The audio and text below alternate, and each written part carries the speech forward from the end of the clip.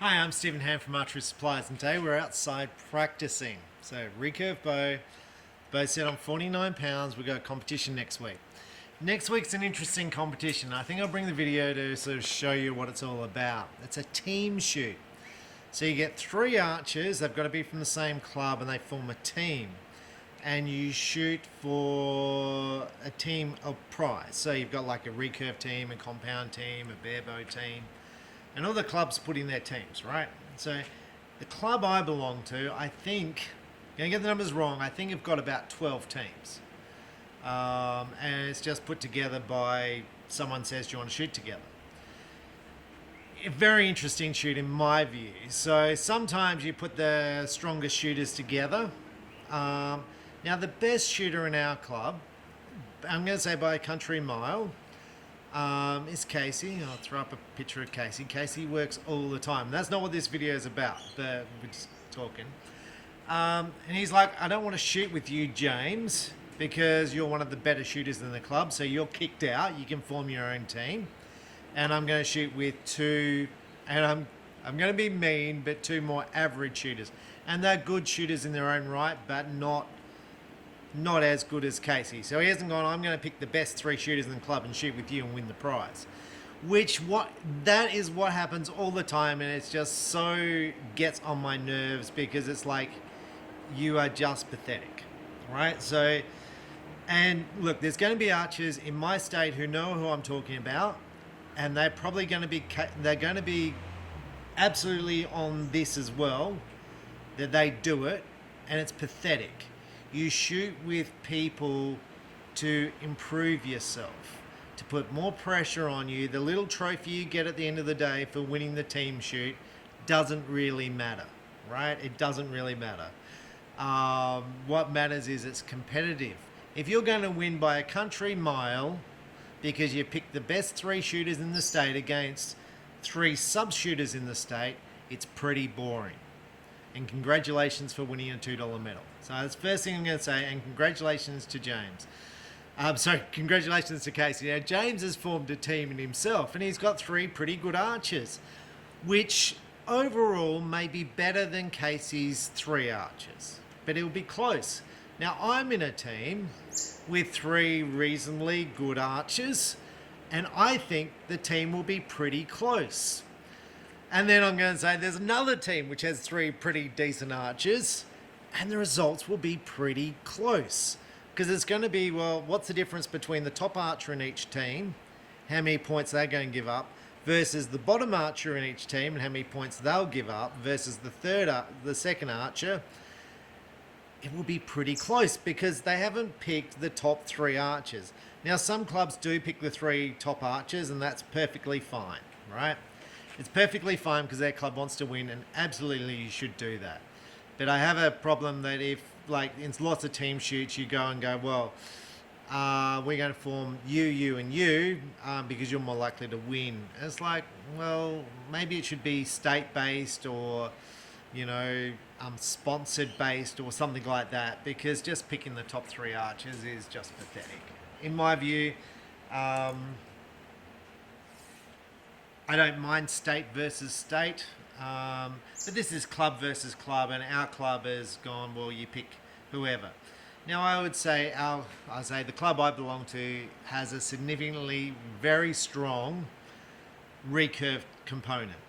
And I'm going to say probably I'm going to guess that the top three teams or four teams from my club will beat all the other clubs. And that's not taking anything away from the other clubs. It's a strong recurve club, the club I belong to. In compound, not so strong, not taking away anything from the archers in the club, but not as strong in compound. So what I want to talk about today, besides shooting, I'll just shoot this arrow.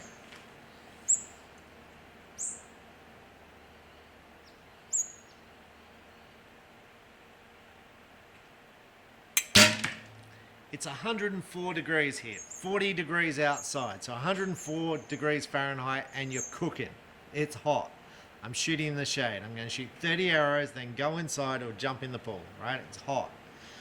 I don't enjoy shooting when it's 40 degrees. So I'm sitting on Facebook sitting on Facebook. I'm actually editing a video, and on Facebook, this guy's video comes up, and hopefully I can do some pictures because I don't know how to put his video into my video because I'm not very good at that stuff. But anyway, he's shooting 90 meters on a 122 centimeter face with a hunting bow and puts 5 arrows out of 6 in the 10 and the other one's in the 9. Goes, there you go. Everyone's like, that's amazing shooting. Now, I see this all the time. I see it all the time, and I see it from big named archers who go, look, bows are accurate at any distance. And, I practice shooting 160 meters. And I'm just like, and then people believe this. They do. I've got staff who believe this.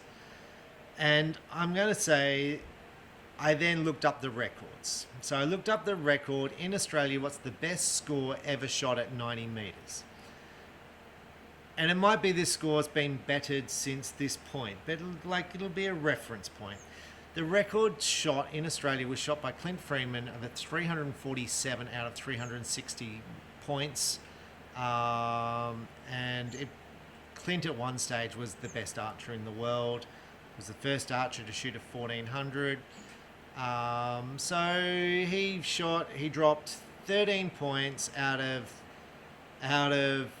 36 arrows. So he was averaging, let's say, a 57 out of 60.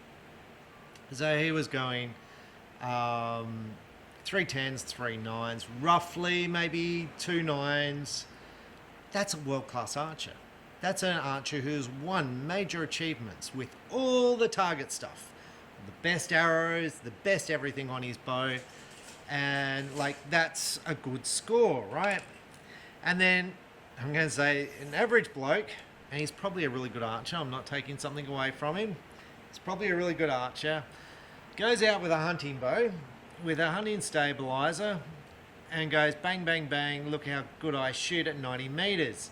And it's better than any archer in the world. Any archer. So I'm just going to shoot this arrow.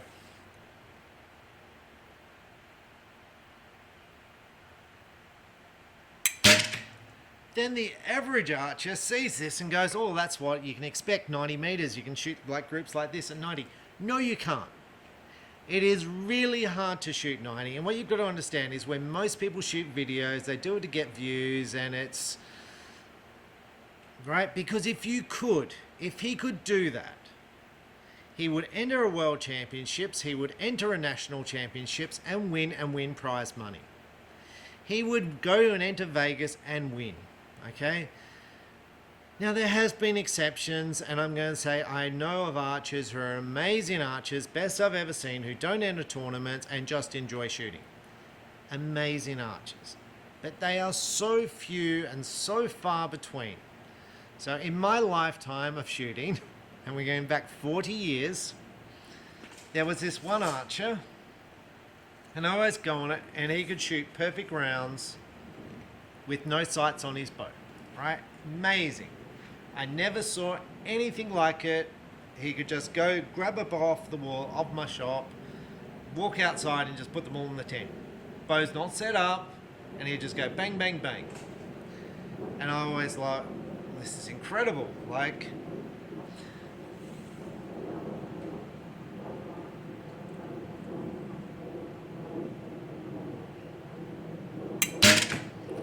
There's a young man in my state right now who arguably is the best archer in Australia. All right, and I'm not taking anything away from the other archers in Australia.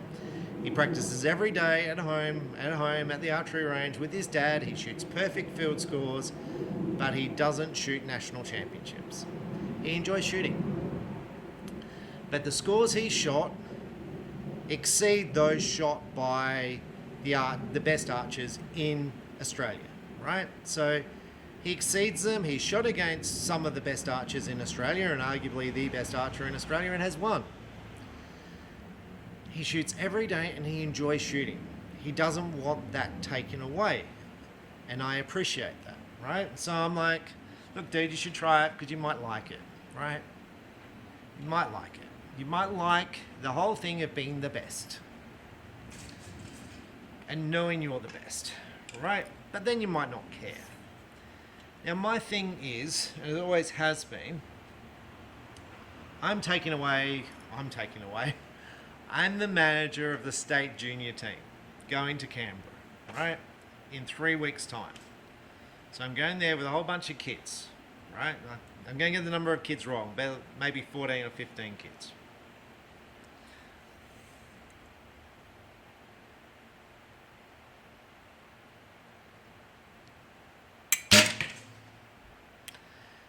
Yeah. Part of the reason I'm doing it is because I'm from Canberra. I haven't been back to Canberra for 11 years, and I'm like, I know literally all these kids. There's a couple who I don't know, but most of them I know, and I've known them since they started archery. So I know their story, I know how much they train, and I'm like, do you know what? I'll go there and support them. I'll go there and I'll give them drinks, make sure they've got sunscreen on themselves, make sure that they have a good time, okay? At my cost, I'll take 5 days or 6 days off work and go there and do this, and probably cop some bad reviews in the process for not getting orders out within 12 hours. But to me, the story of archery is not about that guy shooting 59 at 60 meters. It's about the hard work. It's the stories. I'm out here shooting. It's a hot day. I could be sitting inside in the air conditioner, and I'm out here shooting because I want to get stronger. I want to get fitter. I want to improve. I want to do well next week. I want my team to beat Casey's team next week, and I may not. I may absolutely fail. One of my team members may fail. I don't know. But the thing is, I want to put myself in the best possible chance of doing well. So that means I'm going to put in a bit of time. I could be sitting on the computer playing computer games, watching movies in the air conditioner, going out to a pub and drinking. Not that I really drink, but you understand the message I'm trying to convey. That I'm going to work and see if I get results next week.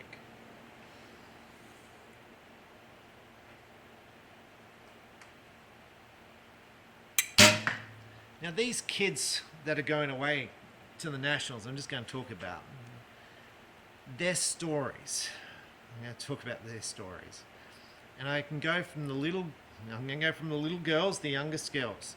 Amazing stories. Both girls, under 14 girls, 2 girls going away under 14. They're both shooting personal bests right before the Nationals. And they're upping their training just before the Nationals, and they're both shooting personal bests. I think, I could be wrong, I think they'll probably get first and second nationally. Now, there might be an under 14 girl somewhere else around Australia putting in equal effort and may beat these 2 girls. Absolutely possible, and I'm going to go hats off to her if she manages to beat the 2 from my state. Because I know the amount of time the parents and the children put in is amazing. It's amazing, and it's a complete dedication to young girls. The amount of effort they put in to stay there all day shooting in the heat and in the weather. I'm like, oh, this is a big commitment, and maybe getting past the point of being fun. Right? So, but they're putting in, and I really do hope that they do well and they have a good experience from it, right? Because it's a big cost for the parents. It's a big cost for them. A lot of kids are taking time off school. We're just going to shoot another arrow.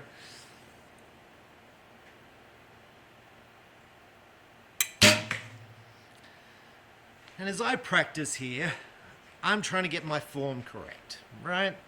I'm working here trying to get my release clean, trying to get my pack tension right, trying to build up strength, trying to keep this shoulder down. There's a under 14 boy shooting in the state team, and I'm going to say that I said to his mum, look, it'll be to do with form, the way he's shooting. He needs to improve his form. He came along to the club on Tuesday night and shot, and I said, you don't have the form, your hand's not going back. If you're pulling when you shoot and you release, your hand should come back. It's not recurve, it's compound, but the same thing applies. If you're holding a rope and you're pulling against it and someone cuts the rope, you fall backwards. That's what should happen to your arm, right? It should fall backwards. If it's stationary, that means you're not pulling. It means you're just holding the weight. Anyway, and you need the shot to be a sort of surprise, so it needs to kind of flow. And it doesn't matter compound or recurve, it's all the same. Anyway, his mum 2 days later sent me a message and said, I think, I'm going to get it wrong, I think he shot a state record. Right? Or he's very close to shooting the state record, but his score's improved. Now, he probably ignored me on the night, and basically I was like, oh well, if he doesn't want to listen, he doesn't want to listen. Right? And the thing is, if he gets the form thing happening, he goes from being a good archer to maybe winning the national championships, to improving, to understanding himself that if he puts time and effort into an activity, he will get better at it. But he has to work at working through the bits that need to improve. I've been shooting for 40 years. I'm still getting better. And that's with compound and recurve. I am better today than I have ever been. Now, does that mean I'm shooting higher scores than I ever have? Well, kind of and kind of not. So I would say that in the past I've been competitive, and in the past I thought I was competitive. Where now there's some archers who just put so much time in, then I am so much below the effort they put in that it's really hard to compete, right? But I sit here and do this because you're trying to compete against yourself. That's what you're trying to do.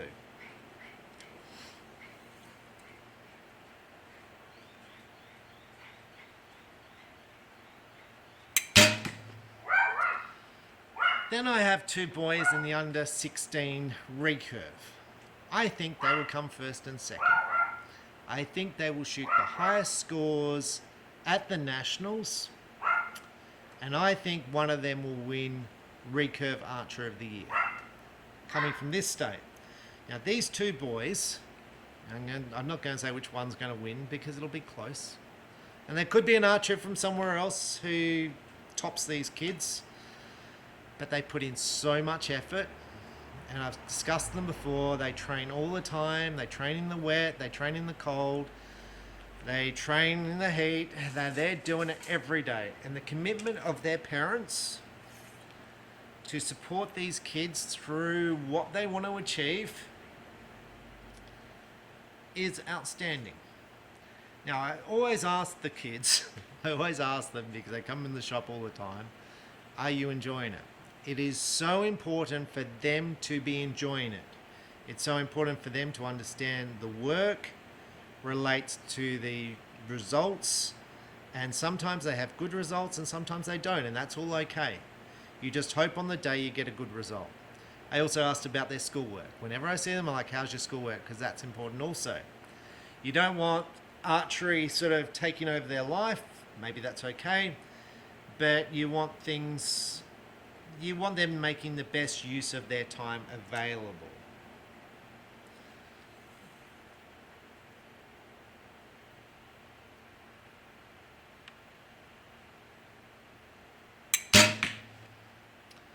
So if you've got 2 hours or 1 hour a day to shoot, then make sure you go and shoot, okay? If you're doing gym, like you do it for that hour. I can't sort of stress that enough. Anyway, I've got a whole bunch of kids, and I'm just picking a couple. But I can go back through kids I've known since they were under 12, and now they're under 16, and they're shooting really, really well. I've got kids who've been shooting a couple of years or a year who are now shooting really, really well. Could be medal contenders. One who works in my shop, he started off, and I think he just did it because his parents shot and his brother shot, and he kind of got dragged along. And I always thought, he doesn't really want to be here. He just is getting dragged along. Now, I'm going to say 3 years later, I'm going to say out of the family, he's probably the most dedicated archer out of the family. Now, the whole family shoot. But he buys his own gear. He puts in the effort. He's shooting personal bests leading up to the Nationals. And maybe he won't win. And maybe he will. Maybe he won't. I don't know. But personal bests leading up. And they're at a national record level. And maybe the other kid from the other club will beat him from my state as well. And that's all okay. It's all absolutely okay. The thing is, these kids are putting the effort. It's not about going down there and shooting a 59 at 60 meters. I don't even care. I don't even care about that stuff. It's about the work, the commitment these kids put in. I've got, I'm going to say 3 girls going away in the, I'm going to say under 16. They may be under 18 because I get it wrong. I think they're under 18 now, right? And one of the dads came in. I was like, "Oh, how's she going?" And he said, "Yeah, good." And but the thing is, she's training. She's putting the effort in. And let's say she doesn't get a medal. Perfectly fine. The chances are next year she will, because she's putting the effort in. And eventually, when she does get a medal, she'll go, "That was a lot of work to get to this spot. And I appreciate it even more."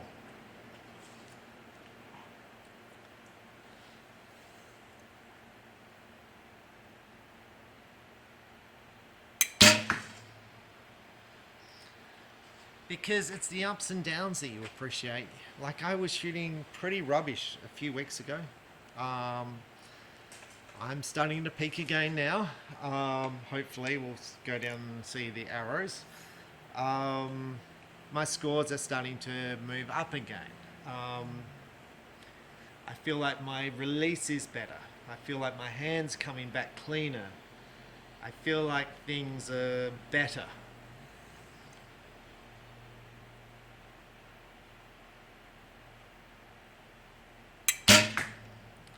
But again, it doesn't really matter. You just got to work and feel things. I shot indoor the other night at the club. I shot my lowest score literally ever. I shot a 250 out of 300 with the recurve. I normally average in the mid 270s. And I think my next one was, I don't know, let's say 276, which was, I'm happy with that. Was I unhappy with the 250s? Well, they weren't actually too bad. They were just in the wrong spot, and I find it a lot easier to aim out here than indoors. Indoors, I find it really hard to see the target for some reason, which I haven't really worked out why. Something to do with lighting. But when I stand outdoors, I look at the target and the target's clear. When I'm indoors with recurve, this becomes clear, and the target is just like a star constellation. But here, just shooting,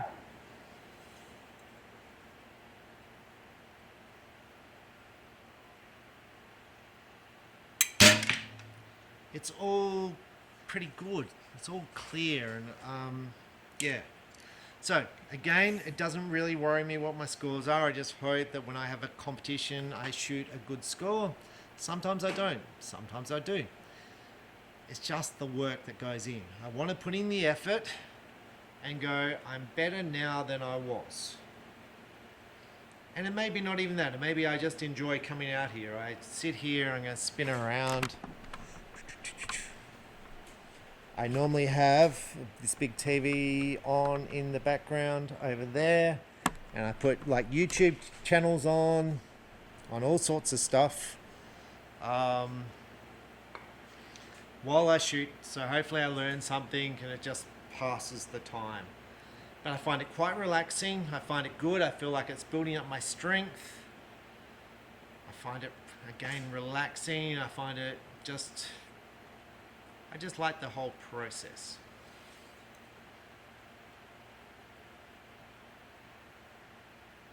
Okay, let's go and have a look. I think it's pretty good. So again, when you see people shooting these amazing things, It all looks good on videos, which is why when I do videos and I do reviews, I don't do the BS ones where they all go in the 10, right? That's not reality. Things go wrong and people say, geez, we wish you didn't publish that one, and you might lose a dealership from it. But it's like, it's real life stuff. This is what customers have to put up with, and sometimes I shoot good and sometimes I don't. Real life. And it's real life how I shoot. It's not like I don't edit it. I'm like, God, I hope they go in the middle. And if you're an archer who doesn't shoot competitions and you see a person shooting a video where they all go in the 10 at 90 meters, you don't know that's not real. I know it's not real because I've been shooting competitions for 40 years and I've shot with the best archers. And I know they don't shoot like that. They might once in a while, but that's with all their target gear, and these are people who shoot all day long. They want to be the best. They want to be the best in the world, and they're training. That's the story. The story is their commitment to be good and what they have to do to get there. It's not the actual gold medal at the end of the day. It's actually the journey to get there. It's how much they've sweated and how hard they've worked, and muscle fatigue, how they manage their families and their partnerships. When I say partners, when they manage their wives or the husbands and the children, how they fit it all in. Because it's really, really hard. Let's go down and check how the arrows are. Okay, so the group. So I've got 1-8. All the rest are pretty good. Left and right is excellent. So biggest problem with me is generally moving my hand out to the side when I release. I generally go like that. And if I'm slow on the release, then I think, so if I pull my hand out to the side, it goes to this side. If I'm slow on the release, it goes to this side. So getting it up and down is pretty good. So I'm pretty happy with this. This is a good result. This is good. So when it comes to shooting, just go, look, this is how I normally shoot, and it takes a long time. I saw a picture of myself on Facebook today, 5 years ago, shooting a Fivix Veleta green riser, shooting outside with some Victory VAPs that I still have. I guess I was shooting 38 pounds back then, where now I'm shooting 49 pounds. I feel like I can go up. And so it's the progress, it's the process of working towards something. That all the effort you put in to get there, and then at the end of the day you go, do you know what? That was pretty good. I'm pretty happy with the amount of work and effort I put in. You may or may not get results based on whoever else is there, but it's about how you progress within yourself. I can't stress that enough. So it doesn't matter if you win, place, or get third. It's a matter that you basically improve slowly. And you may not improve because you don't put in enough work to improve. And again, if you realize that, that's perfectly fine. If you go, look, I'm going to shoot 30 arrows a week, you're probably not going to get much better, and you're just doing it for a bit of relaxation. That's perfectly fine as well, right? So anyway, that's me shooting. With all things with archery, the more you do it, the better you get, and enjoy it while you're doing it. So I'm Stephen Hand from Archery Supplies. Thanks for watching.